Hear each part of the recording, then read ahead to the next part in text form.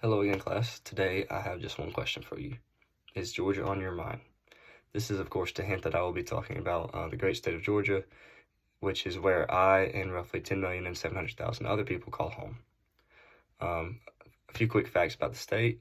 Georgia on My Mind is the official state song, which is almost always associated with Ray Charles, who is the most notable singer to perform the song. A few quick facts other than that is the state capital is Atlanta, home to three major sports teams, the Atlanta Braves, the Atlanta Falcons, and the Atlanta Hawks. Of course, though, the Braves are the only teams that really win anymore, most notably 2021 World Series champs over the Astros.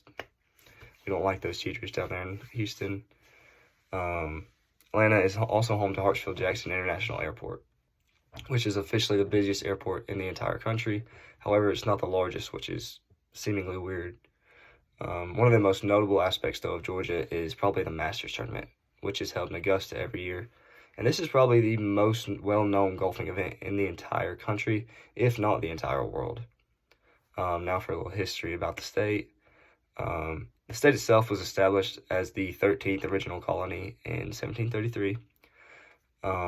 It was the last of the original 13 colonies, and it was established as a debtor's colony, but also to act as a buffer between the other British colonies to the north and Spanish Florida to the south.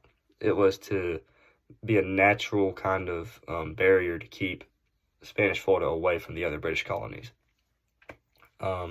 James Oglethorpe is credited with kind of establishing the colony, being the first person to really take up Georgia and lead it by himself. He today has many things such as towns, mountains, universities named after him in the state today, if not other places in the country, but I've only ever seen his name in Georgia. He established the settlement of Savannah, which is still a thriving city to today, which is actually home of the Savannah Bananas, if you don't know that. After the Revolutionary, Georgia was the fourth state to ratify the Constitution and was officially admitted to the Union in 1788. Looking past that, the 19th century Georgia was a very bustling time. After the invention of the cotton gin by Eli Whitney, Georgia and the entire South became heavily economically dependent on agriculture, primarily cotton. Of course, this led to cotton is king being said in the South, and if not the entire country.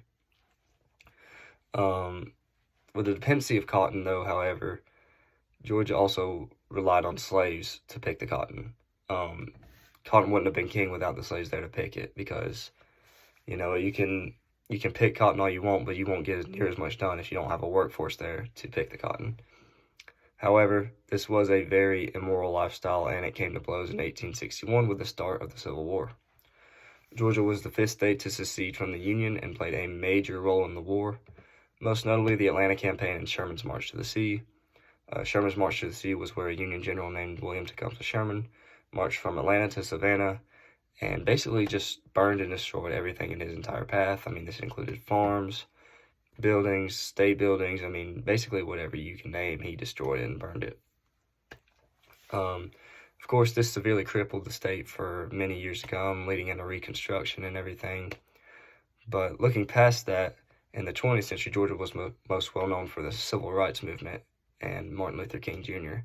He was a Georgia native and became a household name in the 60s and 70s, just because of his peaceful protests. He refused to use violence in any way to earn African Americans equal rights. But he was extremely well known for his "I Have a Dream" speech and countless other things. In the century, Georgia also had its first and only so far citizen-elected president, Mr. Jimmy Carter. He was elected in, I believe, 1971.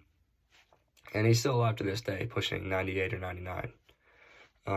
However, after all that history, Georgia is still a thriving state today in modern times.